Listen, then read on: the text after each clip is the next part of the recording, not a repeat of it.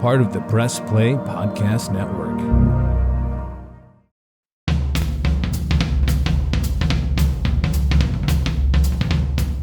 Hey guys, it's Don Mike, your host for Producing While Asian, and welcome to today's episode in a conversation with Cathy Oh. Cathy is not just a good friend of mine, but she also is a actor, singer, dancer, director, choreographer, and also animal activist. So we're here today to chat with her about all of those things, and I hope you enjoy what we have to talk about today. So welcome to Producing While Asian. Hi, Cathy, and welcome to Producing While Asian. It's so good to have you and to see you after years. It's really great to have you on. Don Mike, I'm a big fan of yours. I am so flattered that you asked me to be a part of this podcast. Of course. I mean, we go way back. I mean, like 42nd Street, good times. That was 10 years ago. Can you believe that? It was about 10 years ago. Mm-hmm. Oh my gosh, I can't believe that. I was talking about it with Aaron Ryan, and for audience members, Aaron Ryan played Peggy Sawyer in our production of 42nd Street, and we remember the time that we met during that production. It was that she was like the lead and then didn't have a script, and I was like, here's my script, and that's how our friendship started. But yeah, and that was a fun time, and so here we are. One decade later, and so much has happened. And so I'm bringing you on here because you have done so much in both professional theater and community theater and dance and just in your community and with animals, which is really awesome, which definitely talk about that. There's your kitty in the background. My cat. Or their dog. Yeah, cat. Sorry, I can't tell. That was my cat. Let's just give the audience, give them a little background of kind of who you are and how you landed in the entertainment biz, but also just, in DC and all that. Yeah. So when I graduated from college, I was a art history major and a dance minor/major. I don't think they really had that option in college as a degree. And I had done musical theater in elementary school, middle school, high school, college. So it was something that was really important to me and something that I found I was passionate about. When I graduated from college, the DC area is home for me. And I auditioned and got into a local professional dance company. And so I would say that my strengths in dancing is definitely modern dance. And I have a huge passion for modern dance. And this company was around for quite some time. And like some companies do, they just kind of dissolved for whatever reason. We all went on and did different projects. Some of us still work together. Some of us haven't spoken since, which is, not personal or anything like that. But when that company dissolved, I needed something to fill my creative void. So on a whim, and this is pre-social media, I don't know if you remember this, but I think Friday, the Washington Post would have this insert called Guide to the Lively Arts. And they would so they're like basically classifieds for auditions. And there was an audition for a community theater show. And on a whim, I said, well, let me just try it. So I kind of dug up an old song. I'm not a singer. I dug up an old song I sort of knew, and I fudged my way through it. And I became one of the featured dancers in that community theater production, and I was hooked. And nice. From there, I had done a couple other shows, and then I wanted to see what would happen on the production side. So I wanted to try out to be the choreographer and then to be an assistant stage manager.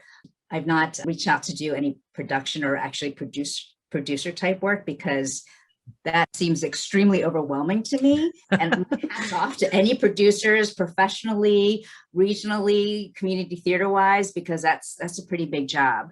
So that's kind of like where I got my foothold in the arts in this community. And since then, I've just kind of alternated between performing and doing choreography. And I would do that for professional theaters, for community theaters. I do have a love for community theater because I want everybody to experience what it's like to be in a production. And I think just having that accessibility for the everyday person who just wants to experience it is just that I'm passionate about. Totally. And my dog's barking in the background. Your dog agrees. And and you went to college at, where did you go to college? I feel like I know this answer. Yeah, I went to Dickinson College in Pennsylvania. Gotcha. Yeah. Nice. So yeah, and I feel like one part of our industry that we have it, but I feel like it deserves more attention is like the dance community. Like you're always talking about like actors and musical theater and plays and all of that, but you know, with dance it's very niche. And so, you know, I definitely want to pull that out in these conversations too and talk about what's happening in that community as well. Because there are a lot of AAPI people in dance, and you know, you don't hear about them nearly enough. And I agree with what you're saying about community theater. It's like it's just that chance for people to just be part of it. And you know, it's, yes, there's the typical, like in any theater situation there's drama, but it's, you know, a community theater allows access. I think that's my point. It's you know, and you can find equity in that way too. But with producing, like what you said, it can be a big job, but I feel like everybody at some level is a producer, right? In some way, shape, or form. And so it kind of, that seamlessly leads to my next question for you, which is always an interesting answer from my guests, because this is what I ask everybody. And so it's on a scale of 1 to producer, where do you find yourself and why or why not? And, you know, we've had people say, you know, a range of numbers, like absolutely like a number 1, or like a definitely producer, or like right in the middle. And so how do you feel about that? Because really you can't define what a producer is, because a producer means so many different things. Like there's no university for becoming a producer. There's no major. There are workshops and things, but there's no, you know, like degree in production. So where do you find yourself on that scale? I'm going to say maybe 7.58. Does that make sense? I mean, I think you're right. I think there has to be some level of just acquired knowledge based off of like the experiences that you gather in being a producer. I think being a performer, I think being a choreographer, an assistant stage manager, a techie, backstage tech person who moves set pieces around. I think all that experience just kind of accumulates into like one could accumulate into being able to produce something. I don't know if I'm answering your question. Yeah, no, that makes sense, because I feel like, you know, like 7.58, it's like you're doing all the functions of being a producer. You're just not saying that, you don't lead with that, if that makes sense.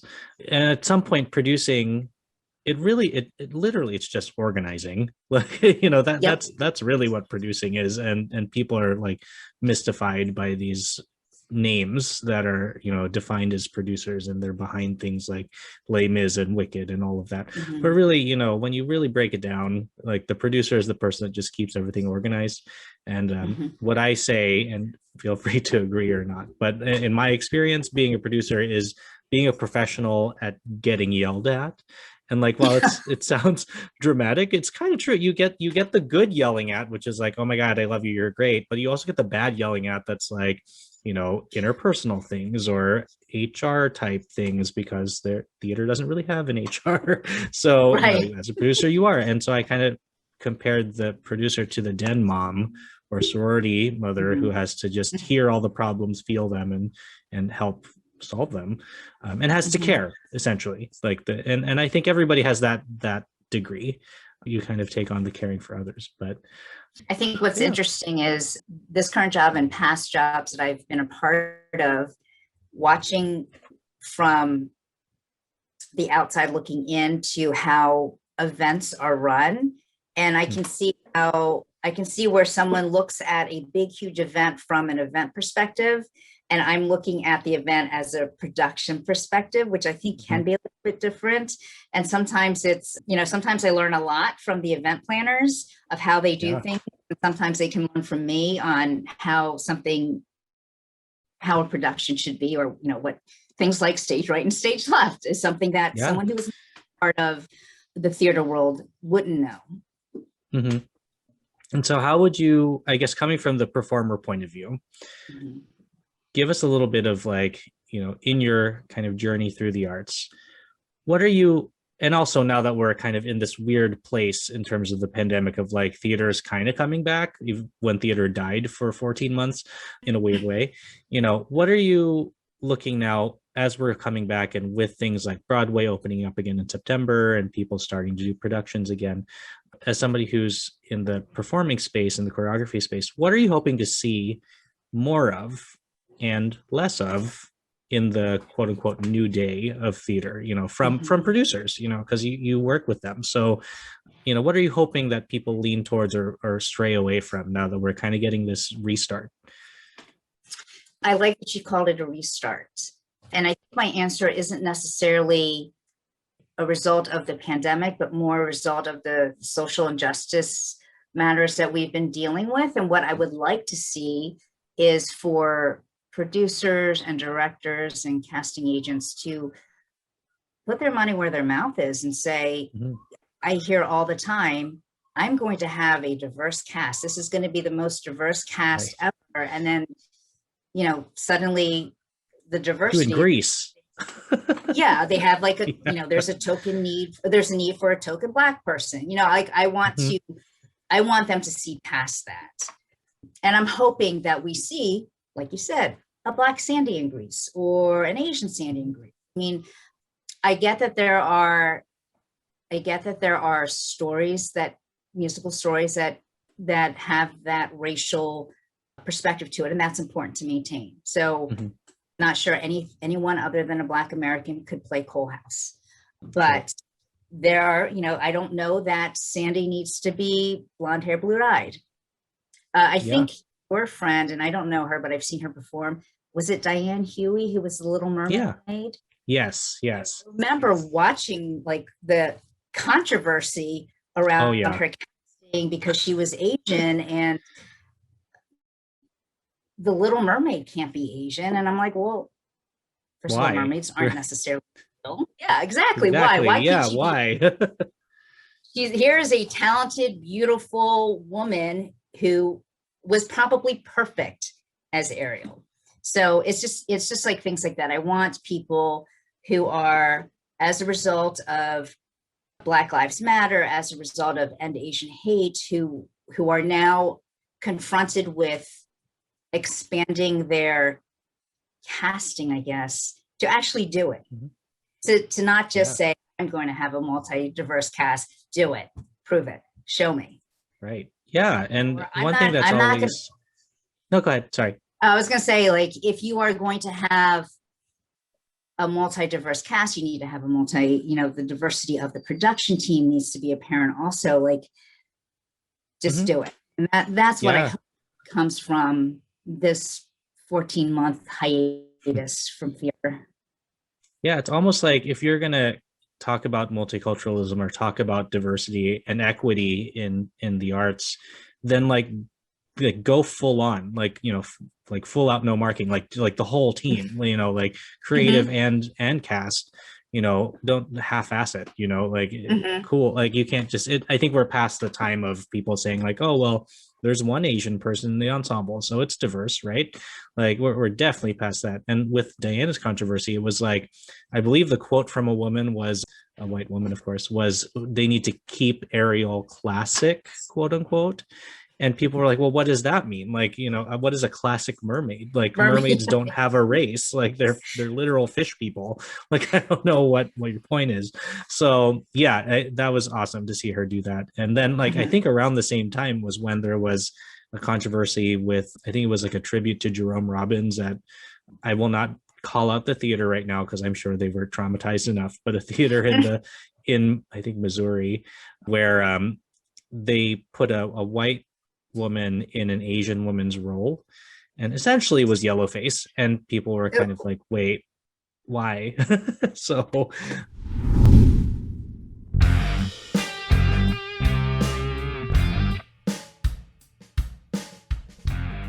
hey, I'm Jason. And I'm Gary, and we love ball cards. And if you love ball cards too, good news. You just found your new favorite podcast.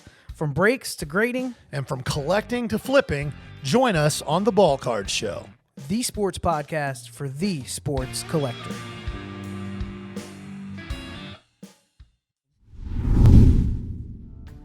Hi, I'm Cathy Oh, and you are watching Producing While Asian on YouTube.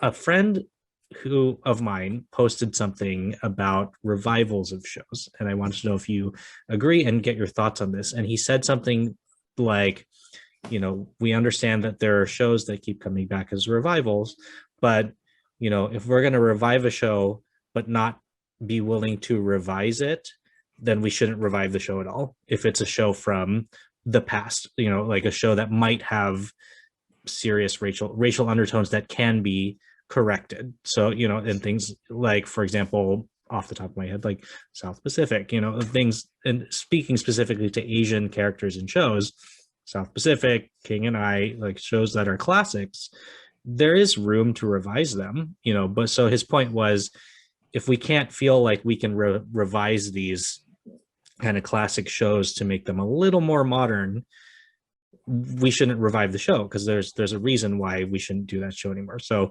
what are your thoughts on that statement? I am definitely supportive of revising shows, making them modern. I think that we need to be careful about not revising it so much that it actually changes the meaning of the show. Right. South Pacific, part of the message was just that there's this racism towards children and not being able to blend a family, whatever you took away from it. And I think those are still very important messages. Mm-hmm. Maybe they should be called period pieces now, and not be changed. I think that revisions to make things a little bit more modern are always good. But again, I think you just don't want to stray the actual story. Like there is a story, right? Yeah. The underlying themes of racism, and you don't want to take that away by changing it too much. Mm-hmm. That makes sense. Yeah. Oh yeah, absolutely. And I feel like revise to a point. I think there were definitely some, like in the before times, there were definitely some like solid tries at like slightly revising or modernizing a show, or even like completely change the concept of what you see, but keeping the integrity of the story the same. So I do think it's a longer conversation, and I think especially with pieces that are so well known and are common to people's knowledge of theater, it's a very specific process, right? Because exactly what you said, you don't want to ruin what the actual original story was, but then there's also the line between stories that can still be told, like South Pacific, because there are those specific lessons, and stories that don't necessarily need to be told anymore, like that are there. We can appreciate them for what they were, but like the Mikado, for example, we don't need a show about white people making fun of being Japanese people. I think we're done with that phase of entertainment. So, well, yeah. I think there are two words that you mentioned that really struck a chord with me, and you said longer conversation, and I think that's something that's very important, because this is not something that's going to be changed overnight. This is a long, continuous, always improving process, and it's. And I think everybody just has to be patient, including the BIPOCs. We have to be patient. This change is happening. Change will come for us. But we have to stay focused and stay in the fight and just be patient. I think more people than not want the change to happen. Non-minority want the change to happen. And I think we just need to make sure that we just stay focused. Yeah, absolutely. It's and it can seem daunting, right? Especially like when something great happens and then everyone's really excited and there's all this momentum, and then like people are expecting that instant gratification of a next step, and then it doesn't happen right away. And so I agree with you. Patience is such a key word in all of this, in any part of what's trying to change in our industry. Because you can't just like scrub the whole board and be like, all right, well, we're going to start at zero. Like people have to write shows, like people have to, go through the producing process and put it in front of the right people. Because somebody said something interesting once where it's like, well, yes, we want to bring out those stories about BIPOC, LGBTQ plus people, like out in the open. We still to some degree depend on the old guard to open the door, like to be open to it and to say, okay, like we're going to give you this chance. And not that it's only up to them, it does require us to push on the door, but at the same time, we have to I don't want to say like play fair because that's really not the right phrase, but like we have to play the game in a weird sense to get us out there, because you kind of have to go through to the traditional channels. Am I making sense? Yeah, you're totally making Yeah. sense. I think it's about accountability.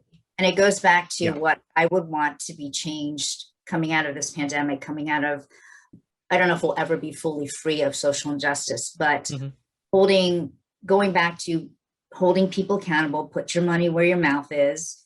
I get that rewriting a show, inserting different ethnic characters or whatever may take a long time, but just do it. And I will hold you accountable. If you're telling me that you are going to, half of your season is going to be directed by people of color, I will hold you accountable to that.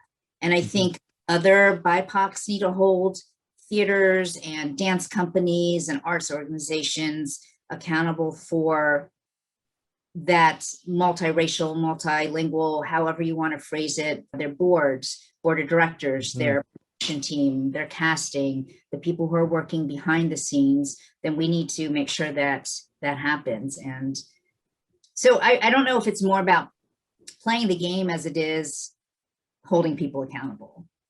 Definitely. And what are your thoughts on holding, not just holding people accountable who are in power already, but also holding each other accountable in terms of the actual like community of people of color and LGBT plus, because I feel like sometimes, and this is my own opinion, is that we get into a space of, cool, I hired this Korean choreographer, so she's going to be awesome regardless, and like she can do whatever she wants. And then like that person will make choices that aren't necessarily in line with what we're trying to be, what we're trying to progress. And, then it's an issue. So I in terms of keeping each other accountable in the movement, what are your thoughts on that? Because I feel like there needs to be to some degree that too, because we can't just say, oh, it's almost like a weird form of like generalization and tokenization in a way where I'm like, okay, we've got this Filipino producer, he can do whatever, go, just for the sake of saying we have a Filipino producer, Mm-hmm. I think it's all about having transparency and ongoing open conversations. I think that's the only way that you can get people on board with you. I think it's the only way that you can get the support, that BIPOCs get the support that they need to be a producer, or just that ongoing open transparency that we're all craving for, that we all desperately need right at the time. Definitely. One other guest on the second episode of the season, Corey Giacchino, she went into, unintentionally, just because it came up in our conversation, the idea of cancel culture. And I know that that's very, very much a hot topic right now. And so where does the limit land on cancel culture? So how do you feel about cancel culture and like how that affects these conversations that we need to have? Because what I said was, it's case by case, right? Like you can't cancel everything, because if you cancel everything, then you're left with nothing. So, where do you stand on the cancel culture spectrum in terms of, of course, eliminating things that are actually toxic versus an unpopular opinion that can be discussed? Right. I think, yes, cancel culture is a real thing that everyone is dealing with. And I think that, similar to you, it should be considered on a case by case basis or genre basis, because there still are messages that we can, and stories in these musicals and in these plays that we learn from. And like you said, if we cancel everything, where are we going to be? It's kind of like ignoring history almost. There is that fine line between what is accurate and needs to be told going forward and what is just obnoxious and a cheap laugh and just hurtful. Like that is stuff that can be left out. But anything else, I think it's important because it is part of our story as people, as Americans, as BIPOCs, need to be told, and it needs to be at the forefront. In your experience, have you ever found any situations where, I mean, obviously there's a lot that still needs to happen, but so far, have you ever been in a situation where you looked around and you're like, wow, this is truly what theater could be or is, because it's happening, but like, in that singular experience for you, when you looked around at either a dance project you were a part of, or a theatrical show you were in, or on the creative floor, where you were like, this is great, like I love what's happening in this space, and this is, we should do more of this. Talk to us a little bit about an experience where you've encountered that. I know it's a big question. There's a lot to choose from, probably, or not. Yeah, I don't know if I can pinpoint one that actually made me feel that way, because there have been a lot of situations. I'm sure you have been in the situation where you walk into a room and you're like, I'm the only Asian here. I'm Yes. the only minority here. And that is, it can be lonely. It can be also very amusing. So I definitely have been a part of productions and organizations where I've looked around and I have, almost like, there was another Asian woman that was dancing with me, as well as a Black man that was dancing with me, as well as LGBTQ trans people who were dancing with me. So it was a huge, God, this is such a cheesy word, but a huge rainbow of people that were part of this, and that was great. And that was with the dance company. And I think what even made it so much more interesting and enjoyable was that, it being a dance company, there were also so many different shapes and sizes part of this dance production. So that was also very refreshing. In the theater world, I'd have to think a little bit more on that. Sure. Yeah. I mean, it's interesting because when you actually are confronted with like reflecting back on where you've been, I've had the same thing. It's very hard to look back and be like, yeah, that truly was what I think we should be, where we should be at. And that just says a lot about the work that still needs to be done. Like, I've had moments, like small moments, where I'm like, that's awesome. Like, working with this person on the team has been really helpful, or, the choice of this season has been really great, in terms of moving things forward a little bit and not being so antiquated. But, in terms of like sitting in a room and being like, yeah, I'm looking around and this is what we're doing, and it's very rare. And honestly, let me know if you agree or disagree with this, but I feel that the equity and diversity piece and inclusion happens a lot more in the dance community. Like, I want to say that I've seen lots of productions of dance pieces that have had that rainbow of people that you were talking about, as opposed to seeing a show. Obviously, theater calls for specific roles, but it's like, I see it more naturally happen in dance. And how do you feel about that? I feel like I'm pretty accurate with that statement. I would agree with that statement 100%. And even with gender too, like, it's just a diverse group. Yeah. I don't know if this, I mean, there's so much that's packed into producing while Asian and being BIPOC. Is it again, the lack of accessibility growing up to theater, because theater can be kind of expensive, to dance classes, because those can be kind of expensive. What is preventing the diversity from happening? BIPOCs from moving forward in like whatever art that they're passionate about. Yeah, I think it goes back to the conversation about representation. It's, I feel like in any place, if you see yourself or somebody that looks like you, it kind of signals a thing where you're like, yeah, okay, great. Like, they did it, so can I. And I feel like in entertainment and media, it's why this podcast exists, is I'm hoping that we reach like a generation of AAPI people that have never heard a show specifically about AAPI people doing what they might be dreaming of doing. And, for someone to listen to this and say, wow, there's a Cathy Oh in the world. Like, I would like to be like her. And now I know her story. Yeah, I think that's part of it. It's that kind of knowing that there is somebody that's done that. Because I feel like when you're growing up too with parents, like, sometimes parents can be like, well, I don't see any other Filipino people doing this, so why are you going to do this? And so that probably contributes to that accessibility Oh, barrier. yeah, absolutely. Especially if your parents were born in the Philippines, or like my parents were born in Korea. So there's definitely that cultural issue between US and Korean, like how they perceive things. And I have an early memory of me and my mom, and I'm dating myself, watching the show MASH, the show, I can't remember his name now. Anyways, you know who Alan Alda, right? Yes, Alan Alda, Yeah. and a bunch of other people. And there was a woman on there who was Korean, and she played a Korean nurse. And she wasn't a huge character. She wasn't even a huge side character, but every now and then she would be on the show working as a nurse, and she would say things in Korean. And it was something that my mom and I always got excited about. Yes. There's someone that looks like us on national television on a highly critically acclaimed show.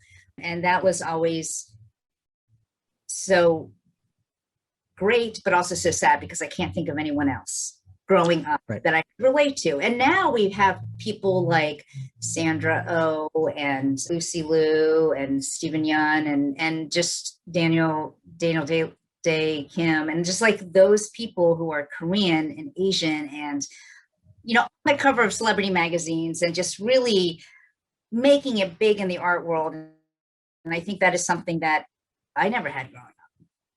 Yeah, it continued for a while too. It really hasn't been until maybe the last 10 years that you're really seeing AAPI people in arts, in entertainment, in media.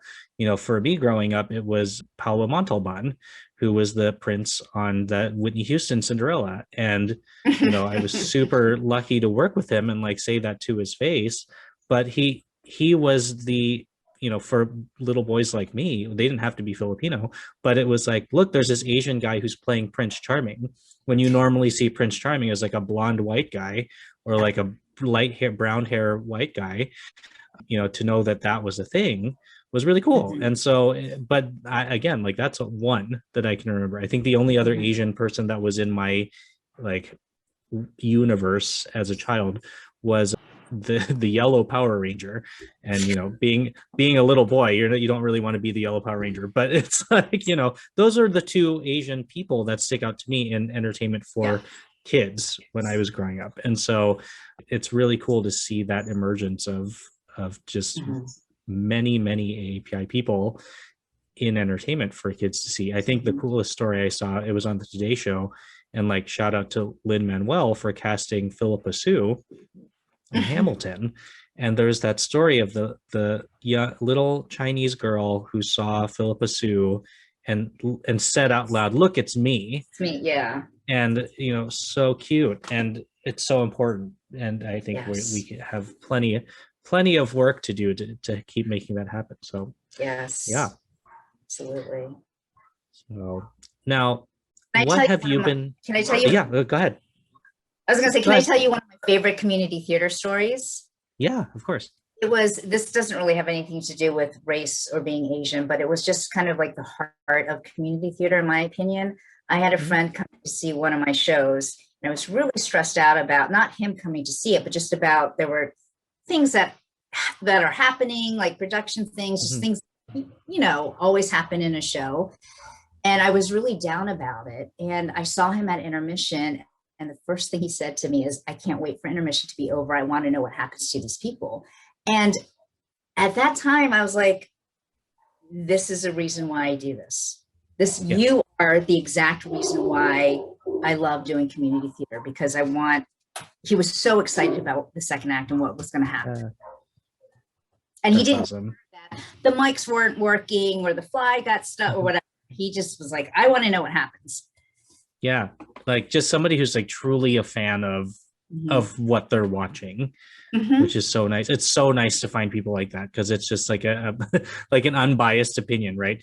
I feel like when you like in any industry, if you study the actual industry, it kind of ruins it for you a little bit, because you go and see a show and you're like, you see the show and you're in your head about like aspects of things, for me, I know when I go see a show, sometimes like if I'm slightly not happy with what I'm seeing. I'm just like, I whip out the program, like, who produced this? And, but most people are not, and that's great. And I feel like those are the people we want to reach in terms of not necessarily influencing them, but like showing them, what theater is and what the entertainment world is, and especially with people, in the industry, AAPI people, like, in making them believe that we're here too, we can do this as well. And so Yes. Hello, Brooks here with the Books with Brooks monthly book club podcast. We read one book a month and then we talk about it. Books like Stephen King's The Shining or Where the Crawdads Sing by Delia Owens. If you're on the hunt for book recommendations and enjoy sparkling conversation, come read along with us and then listen in.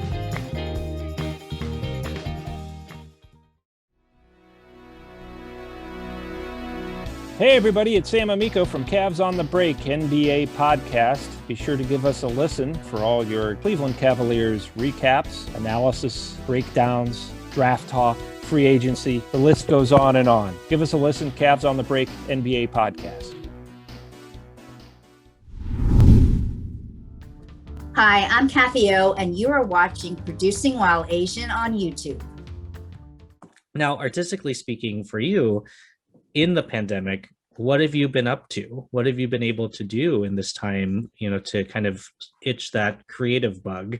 Because I know everybody's been different, in this last year and a half, so Yeah. What have you been doing?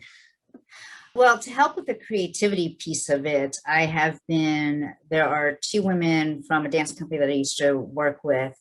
We would get on Zoom calls every couple weeks and just create movement.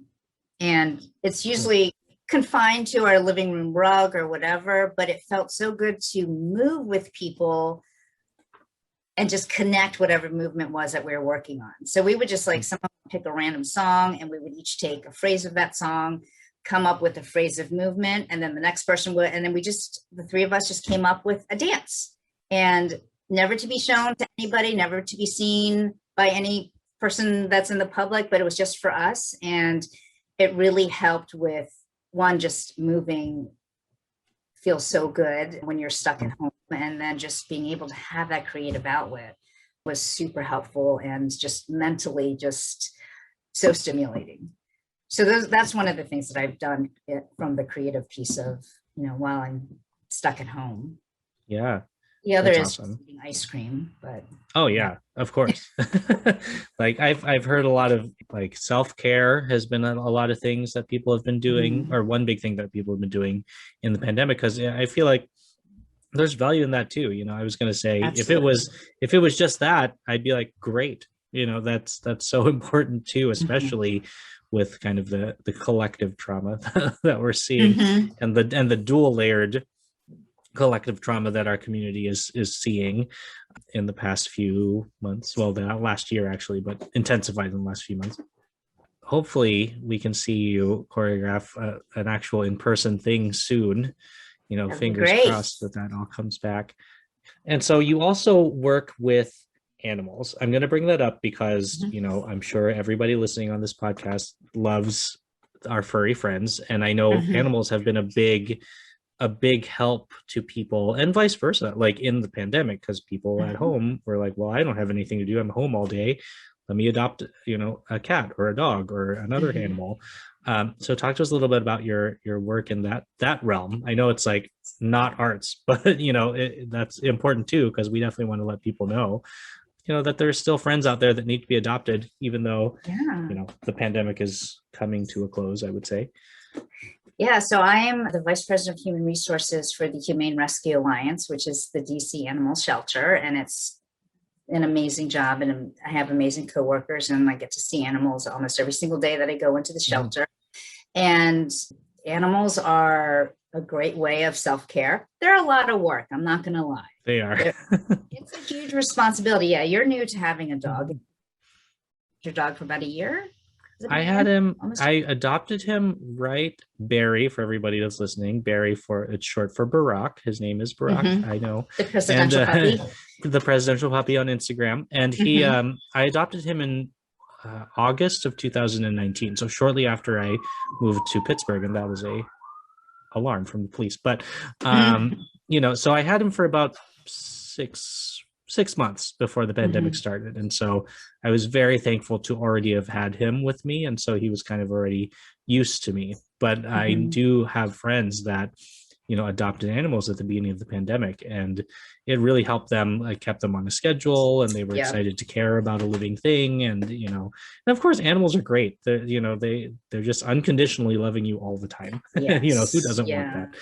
And one of the things I do, like aside from my main job, is that I do foster a lot of animals through the Humane Rescue Alliance. And I think for anyone that is on the fence about whether or not to adopt an animal, think about fostering, because fostering does save lives, and you are giving an animal a chance to survive, to understand and know love, and a warm home and food. And fostering, I think, has taught me, especially this past year, has taught me a lot about being patient, has taught me to slow down a little bit and to care about this living thing that I have, and to just like focus on that, and not, it is the most rewarding experience that I've ever really been a part of. So yes, come and visit, go on our website, see what animals we have available, and take one home.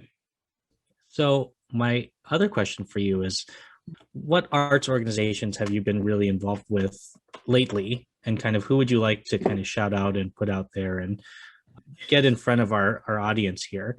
Doesn't have to be AAPI specific, but places that you think have really weathered the pandemic well, and then who need our support in the after times, I will call it, when we come back from this break. What I've said to the last guest on the show was, you see the organizations that are surviving the pandemic, and while it is hard, it's a majority the organizations that are leading with heart, leading with love, so to speak, and are giving back to the community in a way that they have never really done before, or caring about social causes genuinely rather than performatively.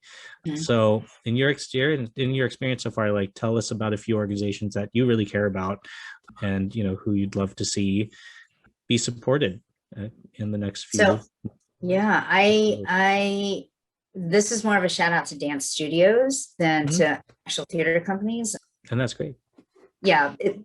Everyone's kind of feeling the brunt and the hardships of the pandemic. And I feel that those organizations like Dance Place in DC, who offer virtual classes, I think that their curriculum is extremely culturally diverse. I am rooting for them. I've always rooted for them. I think they also give opportunities to people who don't have the funds to take classes regularly. And I think that is something to be admired, because I think dance is for everyone, and everyone should have that opportunity to enjoy it, or maybe learn that they don't like it, or learn that they love it. Yeah. So that's one organization that I'm right now, I'm still a little shy about being inside, but as soon as I can get into a dance studio, if that happened today, I would go today. So I'm itching to get back into a dance studio. That's definitely one of the dance studios that I would do a shout out to for sure. Awesome. And I've seen stuff at Dance Place in DC, and it's been wonderful. And so, definitely support them. What is their website, just for reference for everybody listening? I think it's just dance-place.org or danceplace.org. It's in Northeast DC, and it's, I believe, the executive or artistic director is Christopher K. Morgan. Love him, love his classes. I know that they're very big in African dance. They're very big in hip hop, modern, obviously, which is what appeals to me. I mean, they've got it all. Cool. And so my second to last question is for the future of the community that's listening.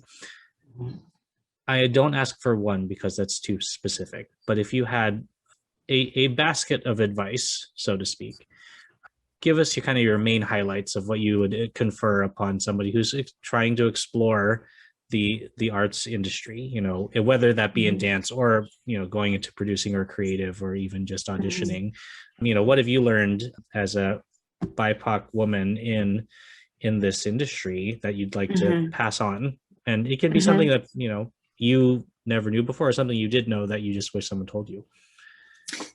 I think this is more apparent now. This is something they didn't really know before or actually exercise it. But I think for those people who are auditioning for shows, I would say go for the parts and roles that are traditionally Caucasian, because like we were talking about before, who knows what a mermaid Who cares? is, right? Who cares? Who cares? I mean, I think unless the story itself isn't based in race relations, go for it. Be an Asian Adelaide. Be great at it. Love it, and I hope more people of color just kind of go for it. And so my advice to them would be not to settle. I mean, if that is a role that you want, that is a role that you were born to play, then you should definitely put that down as a role that you want. Awesome. And then last, where can people find you? Like if somebody out there is like, I want her to choreograph my show, or like want to reach out to you just to reach out to you, what's the best place that they could do that at? Well, I am one of those people that don't have a website, so you can reach out to me via Facebook or Instagram, or just email me, or reach out via you. You can be my next producer. Awesome. Well, we'll definitely link it on our blog for people to see as well too, so that they can reach you.